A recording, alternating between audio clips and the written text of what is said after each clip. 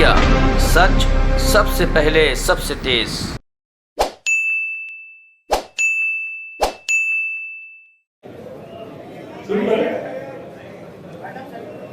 आप सभी मीडिया बंधुओं का आज की इस प्रेस वार्ता में हार्दिक स्वागत है। और जिस तरह से दिल्ली में काम की राजनीति की शुरुआत हुई है, उसका अगला पड़ाव अब उत्तराखंड बनने जा रहा है। और ये देख के बहुत अच्छा लग रहा है कि पूरे देश की राजनीति जो है वो जन मुद्दों के साथ, जन भावनाओं के साथ चल रही है। और आम आदमी पार्टी इस प्रदेश में अब राजनीतिक एजेंडा सेट करने में कामयाब रही है।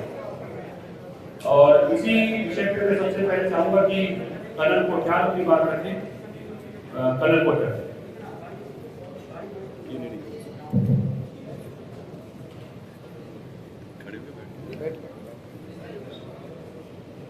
अभी हम जब रास्ते में आ रहे थे, मेरी किस्मत अरविंद केजरीवाल सर के साथ गाड़ी में बैठ करके, तो मैं सोच रहा था कि आज ये जो दिन है, क्या ये वाकई में हमारे बहुत बड़ा गर्व वाला दिन है या हमारी किस्मत वाला दिन है, जिस दिन सर खुद यहाँ पे पहली बार ऑफिशियल विजिट में देहरादून आए हैं।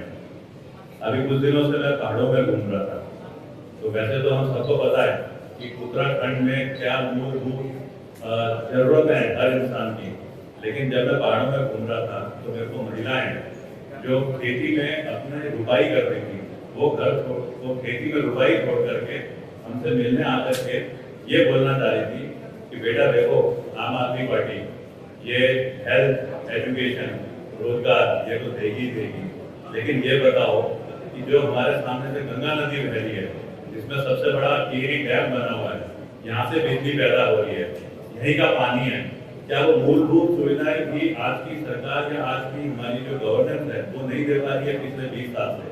तो मैं सोच रहा था आज आते हुए एक आदमी जिसने अपनी मेहनत से सबसे बढ़िया जो इंजीनियरिंग कॉलेज होता है आईआईटी खड़गपुर से इंजीनियरिंग करी, उसके बाद में टाटा स्टील में उस जगह नौकरी करी जहाँ पे की माओवादी थ्रेट है आज के जमाने में, और लोग बड़े पिछड़े हो गए थे।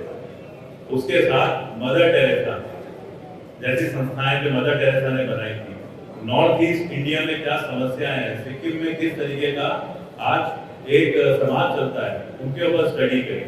उसके बाद सिविल सर्विसेज वो क्वालिफाई करा, उसके बाद नौकरी करी। नौकरी करने के बाद में एक अच्छा एक्सपीरियंस लेकर के दिल्ली जैसी जगह जहाँ पे पावरफुल मानी जाने वाली हमारे देश की कांग्रेस और बीजेपी की बिल्कुल तगड़ी वाली राजनीति होती है, उस जगह पे स्थापित करा दिल्ली में एक गवर्नेंस मॉडल। वहां पे साबित करके दिखाया कि वो गवर्नेंस मॉडल में जो मूलभूत सुविधाएं हैं वो देने के बाद ही दिल्ली के पढ़े लिखे लोग वो बार बार रिपीटेडली 2 बार कांग्रेस बीजेपी को आउट करके एक पार्टी को अपने इलेक्शन में जिता करके लेके आ रहे हैं। इसका मतलब तो बड़ा साफ है कि ये गवर्नेंस मॉडल है जो उत्तराखंड में करने में और आसानी है, लेकिन हो नहीं पा रहा था। क्यों? क्योंकि समझ नहीं आ रही थी। क्या किस्मत है आज हमारी। मैं आज ये जो प्रेस और लाइव जो चल रहा होगा, मैं उन महिलाओं को, बुजुर्ग महिलाओं को जो बीच में पहाड़ में मेरे को और आम आदमी पार्टी की हमारी टीम के लोगों को मिलती थी और बोलती थी कि हमारी समस्याओं का हल क्या होगा, देखो आज वो किस्मत वाला दिन शुरुआत हो रही है। उन समस्याओं को कैसे हल करना है, कैसे उसको ठीक करके उत्तराखंड का नव निर्माण जो हम बोल रहे हैं वो किस तरीके से होगा। आज मैं जरूर अरविंद केजरीवाल सर को सबसे पहले तो धन्यवाद बोलना चाहता हूँ कि आप हम सबका हौसला बढ़ाने यहाँ पे आए, और यकीन दिलाना चाहता हूँ पूरी आम आदमी टीम की तरफ से, आम आदमी पार्टी की टीम की तरफ से उत्तराखंड में जो है कि जो आपने हमारे लिए सोच बनाई थी कि मैं उत्तराखंड के लिए भी कुछ करना चाहूँ तो मेरे को अच्छा लगेगा, आज उस सोच को पूरा करने के लिए टीम धीरे धीरे स्ट्रॉन्ग होती जा रही है, लोगों के अंदर जज्बा बढ़ता जा रहा है। अब खाली बस एक चीज रह गई है, ग्राउंड पे इम्प्लीमेंट करना। ग्राउंड पे इम्प्लीमेंट करने की ताकत हमारे में है, तरीका खाली हमें समझने की जरूरत है। कोई भी हम कभी भी नेगेटिव पॉलिटिक्स नहीं खेलेंगे, फालतू के हम कमेंट्स नहीं मारेंगे कि बिजली फ्री हो जाती है, पानी फ्री हो जाता है, रोजगार दे देंगे। हम लोग कहीं पे भी पॉलिटिक्स में वो वाली चीजें नहीं करेंगे कि एक मुख्यमंत्री बनता है बाकी सब उसके पीछे पड़ जाते हैं। हम गवर्नेंस का एक अच्छा मॉडल लेके आएंगे, और उसके लिए मैं अरविंद केजरीवाल सर से रिक्वेस्ट करूंगा कि सबको हमको अपने संबोधन से अच्छे तरीके से अवगत कराएं। धन्यवाद। सभी उत्तराखंड वासियों को मेरा नमस्कार, सबको मेरा प्रणाम। आज उत्तराखंड में आके मुझे बहुत अच्छा लग रहा है। उत्तराखंड को हम देवभूमि मानते हैं। भगवान ने उत्तराखंड को देने में कोई कसर नहीं छोड़ी। भगवान ने सब कुछ दिया। उत्तराखंड में नदियां हैं, पहाड़ हैं, पेड़ हैं, वनस्पति हैं, जड़ी बूटियां हैं। उत्तराखंड में मेहनती लोग हैं, अच्छे लोग हैं, ईमानदार लोग हैं। लेकिन उत्तराखंड के नेताओं ने और उत्तराखंड के पार्टियों ने उत्तराखंड को बर्बाद करने में कोई कसर नहीं छोड़ी।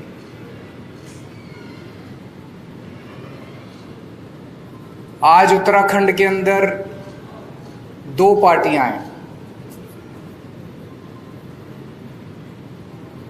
तो जैसे चक्की होती है, चक्की के दो पार्ट होते हैं। उन चक्की के दो पार्टों के अंदर दाने पिसते हैं।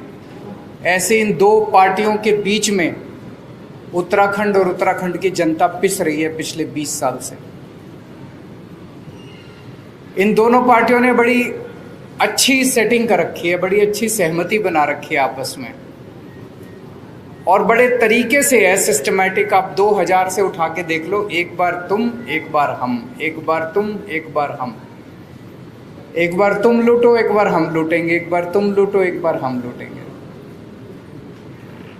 अभी हम देख रहे हैं कि सत्ताधारी पार्टी के पास सीएम ही नहीं है। एक बनता है, फिर सत्ताधारी पार्टी को लगता है नहीं ये भी निकम्मा, फिर दूसरे को बनाते हैं, फिर कहते हैं नहीं ये भी मेरे ख्याल से 70 साल के भारत के इतिहास में ये पहली बार हो रहा होगा कि कोई अपनी पार्टी खुद ही कहती है कि हमारा सीएम बेकार है। वैसे तो अपोजिशन वाले कहते हैं भाई ये पार्टी खराब है, ये सीएम खराब है। ये तो खुद ही कह रहे हैं कि हमारा सीएम खराब है, इसको बदल रहे हैं। अब फिर दूसरे को भी कहते हैं ये भी खराब है, इसको भी बदल रहे हैं। तो वहाँ पे सीएम की लड़ाई चल रही है, उनके पास सीएम नहीं है। फिर विपक्ष है, विपक्ष के पास नेता नहीं है। वहाँ पे विपक्ष का नेता चुनने के लिए पिछले महीने भर से दिल्ली के अंदर दिल्ली के चक्कर काटे जा रहे हैं। उत्तराखंड की जनता के विकास के बारे में कौन सोचेगा? क्या इन दोनों पार्टियों में से किसी भी पार्टी को उत्तराखंड की जनता की चिंता है? उत्तराखंड की जनता के बारे में कौन सोचेगा? उत्तराखंड के विकास के बारे में कौन सोचेगा? इन दोनों पार्टियों को कोई परवाह नहीं है। दोनों पार्टियां केवल सत्ता की लड़ाई लड़ रही हैं, कुर्सी की लड़ाई लड़ रही हैं। आज इतनी महंगाई हो गई है, एक आम आदमी को अपना परिवार चलाना मुश्किल होता जा रहा है। हर चीज महंगी होती जा रही है। जैसा भी कर्नल साहब ने कहा, किसी भी परिवार में चले जाओ, सबसे ज्यादा दुखी कौन है? खासकर महिलाएं हैं। क्यों? आदमी कमाता है, कमा के महीने के अंत में अपने घर में अपनी धर्मपत्नी को, माँ को, बहन को लाके पैसे उसके हाथ में रख देता है। फिर पूरा महीने का खर्चा तो बेचारी महिला को चलाना पड़ता है। आमदनी बढ़ नहीं रही, खर्चे बढ़ते जा रहे हैं, महंगाई बढ़ती जा रही है। मेरा ये कहना है कि उत्तराखंड जो कि बिजली बनाता है,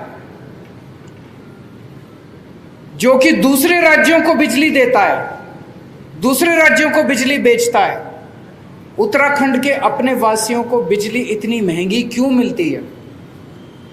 क्या कभी किसी भी सरकार ने उत्तराखंड वासियों को फ्री में बिजली या सस्ती बिजली देने के बारे में सोचा? नहीं सोचा। उनके पास टाइम ही नहीं है। वो तो अपनी सत्ता की लड़ाई में लगे हुए हैं। जब टेहरी बांध बनाया गया था, टेहरी बांध बनाने के लिए जिन लोगों की जमीनें ली गई थी, जिन लोगों के रिसोर्सेज लिए गए थे, उनको वादा किया गया था कि तुम लोगों को कम से कम फ्री में बिजली दी जाएगी। किया गया था कि नहीं किया गया? क्या उनको फ्री में आज तक बिजली मिली? उनको भी बिजली नहीं दी। जो उनको वादा था उनको भी बिजली फ्री में नहीं दी। कुछ दिन पहले, अभी 4-5 दिन पहले, मैंने टीवी में सुना कि उत्तराखंड के बिजली मंत्री ने ऐलान किया कि हम 100 यूनिट बिजली फ्री देंगे और 100 से 200 यूनिट बिजली हाफ रेट देंगे। मुझे बहुत अच्छा लगा कि उत्तराखंड के लोगों को कुछ तो फायदा होगा।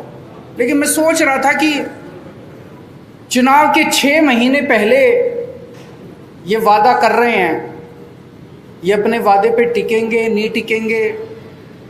इनके एक बहुत बड़े नेता ने एक बारी कमेंट किया था, जब उनसे पूछा गया जी आपने कहा था 15-15 लाख रुपए देंगे, बोले ये तो चुनावी जुमला होता है।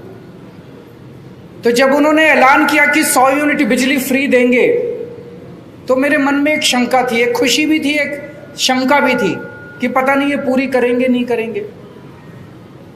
मेरी शंका 24 घंटे में उसका निवारण हो गया। उसके 24 घंटे के अंदर यहाँ के मुख्यमंत्री ने कह दिया ऐसा कोई प्रस्ताव नहीं है, हम बिजली मुफ्त नहीं देने वाले। तो आपको 6 महीने का इंतजार भी नहीं करना पड़ा। चुनाव उन्होंने खुद ही कह दिया ये चुनावी जुमला था, हम बिजली फ्री नहीं देने वाले। दिल्ली में उत्तराखंड के बहुत लोग रहते हैं। मुझे तो लगता है शायद उत्तराखंड के हर परिवार से या तो कोई दिल्ली में रहता होगा, या दोस्त होगा, या रिश्तेदार होगा। लगभग हर परिवार का कुछ ना कुछ दिल्ली से रिश्ता जरूर है। और जब आपस में दिल्ली से उत्तराखंड के जो निवासी हैं, दिल्ली में रहते हैं, वो आते हैं वापस, चर्चा करते हैं, फोन पे बात होती है, तो वो बताते हैं कि दिल्ली में किस तरह से विकास हो रहा है। जो काम 70 साल में सारी पार्टियां मिलकर देश के किसी भी कोने में नहीं कर पाई, वो काम आज दिल्ली के अंदर हो रहे हैं। स्कूल बन रहे हैं, अस्पताल बन रहे हैं, सड़कें बन रही हैं, पानी, बिजली, हर क्षेत्र के अंदर दिल्ली के अंदर विकास हो रहा है। अब उत्तराखंड वासी भी चाहते हैं कि वैसा ही विकास दिल्ली का जैसा हो रहा है वैसा ही विकास यहाँ भी, स्कूल अच्छे होने चाहिए, यहाँ भी अस्पताल अच्छे होने चाहिए, सभी उत्तराखंड वासी चाहते हैं। और अब उत्तराखंड के लोग मन बना चुके हैं कि उत्तराखंड के अंदर आम आदमी पार्टी की सरकार लानी है। तो मैं उत्तराखंड के लोगों को भरोसा दिलाना चाहता हूं कि जितने काम, अच्छे काम दिल्ली में हुए वो तो करेंगे ही करेंगे। स्कूल भी अच्छे बनाएंगे, अस्पताल भी अच्छे बनाएंगे, बिजली भी अच्छी करेंगे, पानी भी अच्छा करेंगे, यहाँ पे खेती भी अच्छी करेंगे, कानून व्यवस्था भी, और भी खूब सारे अच्छे काम करेंगे। आज मैं खासकर बिजली के क्षेत्र में 4 बातों की गारंटी देके जा रहा हूं। और मैं ये बता दूं, मैं जो कहता हूं वो चुनावी जुमला नहीं होता। केजरीवाल जो कहता है वो करता है। आज जो मैं कह रहा हूं वो केजरीवाल की गारंटी है। 4 बातों की गारंटी दे रहा हूं मैं बिजली के क्षेत्र में। ये हमारी पहली गारंटी है। पहली गारंटी का मतलब अगले महीने फिर आऊंगा एक और बात करने के लिए, फिर उसके अगले महीने फिर आऊंगा एक और बात करने के लिए। आज बिजली के क्षेत्र में 4 बातों की गारंटी देके जा रहा हूं। पहली चीज, जैसे दिल्ली में करके दिखाया वैसे ही उत्तराखंड के अंदर हमारी सरकार बनेगी। 300 यूनिट बिजली तक हर परिवार को मुफ्त बिजली दी जाएगी। दिल्ली में 200 यूनिट बिजली मुफ्त मिलती है। 200 से 400 यूनिट के बीच में हाफ मिलती है, हाफ रेट पे। तो यहाँ पे इसके लिए हमने एक अलग वो कर लिया कि एवरेज करके 300 यूनिट, वो हाफ वाला कॉन्सेप्ट नहीं रखा, 300 यूनिट फ्लैट, 300 यूनिट तक हर परिवार को मुफ्त बिजली दी जाएगी। दूसरी बात, ऐसे पिछले कई महीनों से हमारे कार्यकर्ता गांव-गांव जा रहे हैं, घर-घर जा रहे हैं। ऐसे कई परिवार देखने को मिले, ऐसे कई बिल देखने को मिले कि लोगों के गलत बिल आए हुए हैं। और कई बार होता है कि जानबूझ के गलत भेजे जाते हैं। 60,000 का बिल भेज दिया, अब वो बेचारा जब ठीक कराने जाता है तो उसको कहते हैं 10,000 दे दे, तेरा बिल माफ कर देंगे। होता है ना कई बार, जबरदस्ती के झूठे बिल भेजे जाते हैं। अब बेचारे चक्कर काट रहा है, चक्कर पे चक्कर काट रहा है। इतने बड़े स्तर के ऊपर गलत बिल आए हुए हैं कि उनको अगर ठीक करने के लिए सारी मशीनरी भी लगानी पड़े तो वो कम पड़ जाएगी। तो दूसरी बात, पुराने बिल माफ किए जाएंगे। पुराने बिल नहीं देने पड़ेंगे, एक नए सिरे से शुरुआत की जाएगी। तीसरी चीज, कोई पावर कट नहीं लगेगा। दिल्ली में करके दिखाया हमने। उत्तराखंड में 24 घंटे बिजली देंगे। फ्री बिजली का ये मतलब नहीं है कि बिजली कम देंगे, पूरी बिजली देंगे, 24 घंटे बिजली देंगे, मुफ्त बिजली देंगे। दिल्ली में जब मैं मुख्यमंत्री बना 2015 में, जब दूसरी बार हमारी सरकार बनी थी, मेरे को याद है 2014 की गर्मियां, दिल्ली में 7-7, 8-8 घंटे के पावर कट लगते थे। बहुत बुरा हाल था दिल्ली के अंदर, इतने पावर कट लगते थे। मुख्यमंत्री बनने के बाद मैंने और मेरे मंत्रियों ने और मेरे विधायकों ने गली गली जा जाके, मोहल्ले मोहल्ले में जा जाके तारें बदलवाई, ट्रांसफार्मर बदलवाए, खड़े होके, जैसे अपने घर का काम कराते हैं ना जब घर की, वैसे खड़े होके हमने ट्रांसफार्मर चेंज करवाए, तारें चेंज करवाई, रिप्लेस कराई। और आज दिल्ली के अंदर 24 घंटे बिजली है। लोगों ने इन्वर्टर इस्तेमाल करने बंद कर दिए, जनरेटर इस्तेमाल करने बंद कर दिए। उत्तराखंड में भी बिजली की कमी नहीं है, उत्तराखंड में बिजली बहुत है कि नहीं है? उत्तराखंड तो दूसरों को बिजली देता है, फिर भी बिजली के पावर कट लगते हैं। क्यों लगते हैं? तो उत्तराखंड में कोई पावर कट नहीं होगा। ये तीसरी बात है। और चौथी बात, किसानों को, उत्तराखंड के किसानों को मुफ्त बिजली दी जाएगी। आज एक किसान बेचारा गरीब आदमी है, सबसे गरीब आदमी है, और उस किसान से भी हम बिजली के पैसे लेते हैं। अगर उसको थोड़ी सी हम सहूलियत दे देंगे तो उसकी जेब में थोड़े से पैसे आ जाएंगे, उसकी जेब में थोड़े से पैसे आएंगे तो अपने बच्चों को और अच्छी तरह पाल लेगा। तो चौथी बात, किसानों की बिजली, खेती की बिजली मुफ्त की जाएगी। आज ये बिजली के क्षेत्र में हमारी पहली गारंटी है। 4 बातों की मैं गारंटी दे रहा हूं। हमारी सरकार बनने के बाद पहली कलम से आपकी 300 यूनिट बिजली मुफ्त कर दी जाएगी। मैं ऐसे भी नहीं कह रहा कि सरकार बनने के 5 साल के बाद चुनाव के टाइम हमारे को याद आएगा हमारा वादा। सबसे पहले सरकार बनने के बाद पहली कलम से आपकी 300 यूनिट बिजली मुफ्त की जाएगी, किसानों की बिजली मुफ्त की जाएगी और पुराने बिल माफ़ किए जाएंगे। 24 घंटे बिजली करने के लिए समय लगेगा, 3-4 साल लगेंगे। सारा नेटवर्क जो है, इसमें जितनी कमियां हैं, ट्रांसफार्मर बदलने हैं, ये है वो है, पुराना नेटवर्क है, इसको ठीक करने में समय लगेगा। उसके वो भी करेंगे, लेकिन 3-4 साल के अंदर ऐसी व्यवस्था कर देंगे, मॉडर्न नेटवर्क होगा बिजली का, 24 घंटे बिजली की व्यवस्था करेंगे। मैं समझता हूं कि आज की इस घोषणा के बाद उत्तराखंड के हर व्यक्ति को खुशी होगी, हर परिवार को खुशी होगी, लेकिन सबसे ज़्यादा खुशी उत्तराखंड की महिलाओं को होगी। जैसा मैंने कहा कि एक महिला को सबसे ज़्यादा बर्दाश्त करना पड़ता है अगर महंगाई होती है तो। शुक्रिया। अगर आपके कोई प्रश्न है तो एक करके सवाल लेके।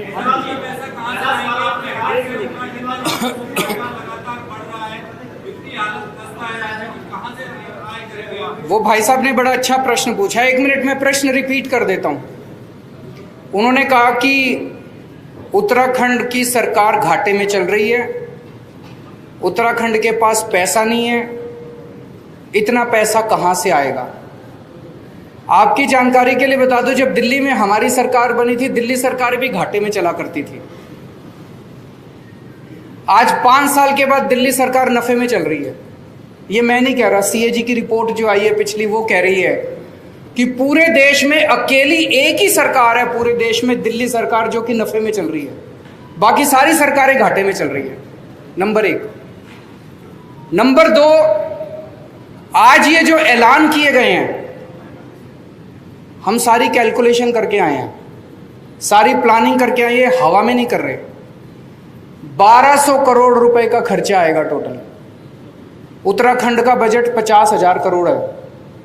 50,000 करोड़ में से 1200 करोड़ रुपए निकालना कोई मुश्किल बात नहीं है। दिल्ली का बजट 60,000 करोड़ है। 60,000 करोड़ में हमारी दिल्ली में बजट बिजली की सब्सिडी 2200 करोड़ रुपए आती है। अगर हम 60,000 करोड़ में से 2200 करोड़ निकाल लेते हैं दिल्ली में, तो उत्तराखंड में से 50,000 करोड़ में से 1000 करोड़ तो निकाल ही लेंगे। एक बात। दूसरी बात,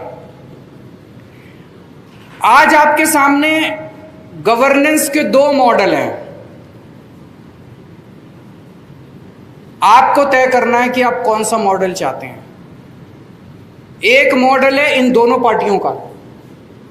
इस मॉडल में सरकारें घाटे में चलती हैं, जम के भ्रष्टाचार होता है, स्कूल बर्बाद हैं, अस्पताल बर्बाद हैं, बिजली महंगी है और पावर कट लगते हैं। दूसरा मॉडल है नफे में बजट है, शानदार स्कूल बन रहे हैं, शानदार अस्पताल बन रहे हैं, बिजली मुफ्त है और 24 घंटे बिजली है।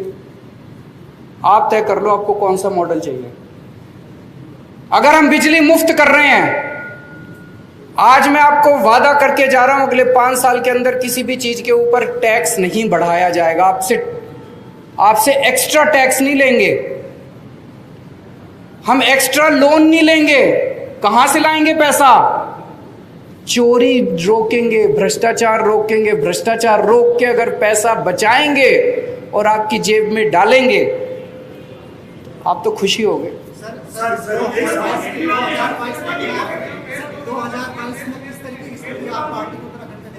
अच्छी स्थिति होगी जी अगर अच्छा काम कर रहे हैं।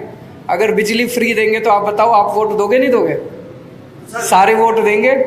जिस जिसको अच्छे स्कूल चाहिए, जिस जिसको अच्छे अस्पताल चाहिए, जिस जिसको 24 घंटे बिजली चाहिए, जिस जिसको फ्री बिजली चाहिए, सब देंगे वोट। एक मिनट, वो काफी देर से बोल रहे हैं। एक उनको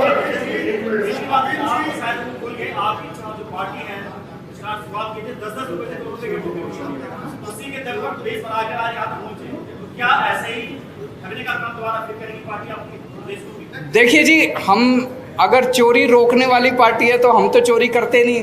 हमारे पास फंड तो आप ही से 10 रुपए लिए। अब आपसे 100 रुपए लेंगे इस बार। आपसे भी 100 रुपए लेंगे, इनसे भी 100 रुपए लेंगे। जनता के चंदे से चलने वाली पार्टी है और जनता के चंदे से चलेगी।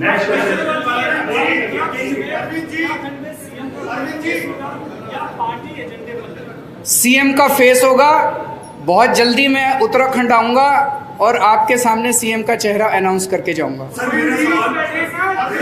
एक मिनट, ये काफी देर से बेचारे। मेरा सवाल एजुकेशन पे लेके है, जहाँ उत्तराखंडी देहरादून वासी बेपना उत्पीड़न हो रहा है, अत्याचार हो रहा है फीस को लेके। स्कूलों की दशा बहुत खराब है, जहाँ एनुअल फीस और स्कूल फीस बाउंसिंग होने के बाद बच्चों को स्कूल से क्लास से उठा के ऑफिस में जमा कर लिया जाता है और उसके पेरेंट्स को बुलाया जाता है। इस शिक्षा के विभाग को लेकर आप क्या सोचते हैं? मैं आपसे 100% सहमत हूँ जी। एक आज दो, इसमें थोड़ा सा मेरे को वक्त देना। ये मेरे बड़ा प्रिय मेरे विषय है, मेरे दिल के बहुत क्लोज विषय है।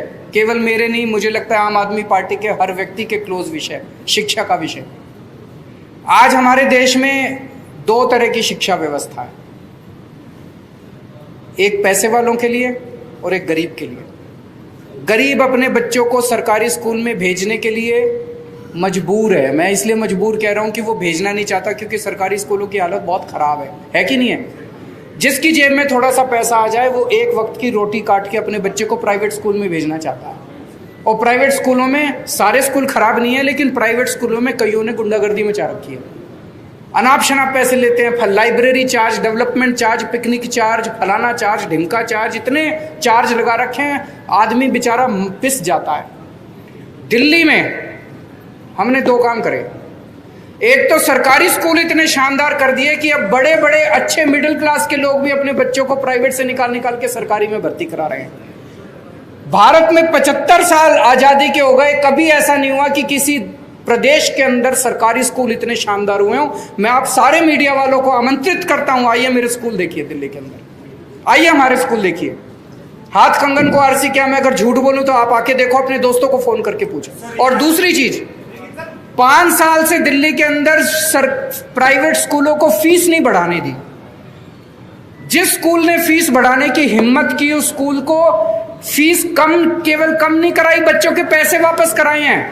ढेरों स्कूल ऐसे हैं जहां पे बच्चों के अकाउंट में, पेरेंट्स के अकाउंट में पैसे वापस गए हैं। यहाँ तो बंद स्कूल में फीस ली जा रही है। तो इसीलिए आम आदमी पार्टी की सरकार बनवाई, आपके पैसे वापस कराएंगे हम। हाँ जी।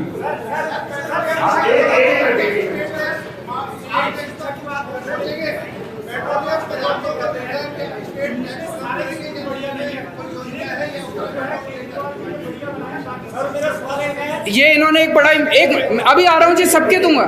इन्होंने बड़ा इंपॉर्टेंट क्वेश्चन किया कि बीजेपी वाले ये कह रहे हैं कि केजरीवाल ने दिल्ली में 4-5 स्कूल अच्छे कर दिए, बस बाकी सारे नहीं करे। सर यहाँ की दशा और दिशा बदलेगी। मैं आपसे सबसे आपको आमंत्रित करता हूं, आप दिल्ली के किसी सरकारी स्कूल में चले जाओ दिल्ली सरकार के, और आप वहां पे फोटो खींच के मेरे को भेज देना, अच्छा लगे या बुरा लगे। किसी भी सरकारी स्कूल में जाके आप देख लेना। एक मिनट पेट्रोलियम पदार्थों को लेकर क्या स्टेट टैक्स माफ करेंगे? क्या दिल्ली में कोई योजना है? उत्तराखंड के लिए कोई अलग योजना है? कल आपने भी महंगाई और पेट्रोल को लेकर के एक चीज बताओ, आप एक चीज बताओ, मान लो 100 रुपए का पेट्रोल है, मैं अभी एग्जैक्ट फिगर नहीं बोल रहा हूं, 100 रुपए में मान लो 20 रुपए तो लेती है स्टेट गवर्नमेंट और 60 रुपए लेती है मान लो सेंट्रल गवर्नमेंट। कम किसको करने चाहिए? सेंटर को कम। एक मिनट सुनो तो सही, मेरी बात तो सुनो। जितनी भी राज्य सरकारें हैं वो सारी राज्य सरकारें बेचारे छोटे से रेवेन्यू पे चलती हैं, इतना सा तो रेवेन्यू है, सेंटर बढ़ाती जा रही है, आप कहते हो स्टेट कम करे, तो स्टेट चलेगा कैसे? आपको डिमांड करनी चाहिए कि सेंटर कम करे। सेंटर ने ये सेंटर जो इतनी टैक्स पे टैक्स इंटरनेशनल लेवल पे तेल के दाम घटते जा रहे हैं और हमारी केंद्र सरकार टैक्स बढ़ाती जा रही है, तो ये तो सही नहीं है। लास्ट क्वेश्चन, सबसे बड़ा मुद्दा रोजगार, कुछ इंटरनल मुद्दे भी हैं राज्य के, जैसा कि भूख, इस पर आम आदमी रोजगार के ऊपर आपने सही कहा। हमारी पार्टी के अंदर आजकल कर्नल साहब जो हैं युवाओं के बीच में घूम रहे हैं, युवाओं के बीच में बातचीत कर रहे हैं। रोजगार को लेके हमारी पार्टी के अंदर पूरा प्लान बन रहा है। अगले कुछ महीने के अंदर मैं दोबारा आपके बीच में आऊँगा, रोजगार के ऊपर कुछ ना कुछ आपके साथ साझा करूँगा।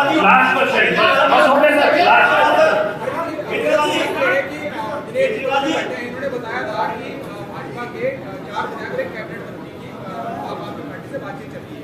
क्या वो बातचीत किस लेवल तक और आपका क्राइटेरिया क्या होगा, मतलब दूसरी पार्टी के लोगों को लेने के लिए? देखिए, मैं आज सभी जितने भी देशभक्त लोग हैं, जितने भी उत्तराखंड को प्यार करने वाले लोग हैं, जो लोग भी उत्तराखंड का विकास चाहते हैं, ऐसे लोग जो दूसरी पार्टियों में अपने आप को कुंठित महसूस कर रहे हैं, सफोकेटेड महसूस कर रहे हैं, ईमानदार लोग हैं, उन सबको मैं आमंत्रित कर रहा हूं कि अभी तक आपकी मजबूरी थी कि आप दूसरी पार्टियों में थे, अब एक अच्छी पार्टी आ गई है, उत्तराखंड की राजनीति करवट ले रही है, उत्तराखंड की राजनीति बदलने वाली है, उत्तराखंड की दिशा और दशा बदलने वाली है। आप सब लोग आइए और आम आदमी पार्टी ज्वाइन कीजिए। बहुत बहुत धन्यवाद, शुक्रिया, थैंक यू, धन्यवाद।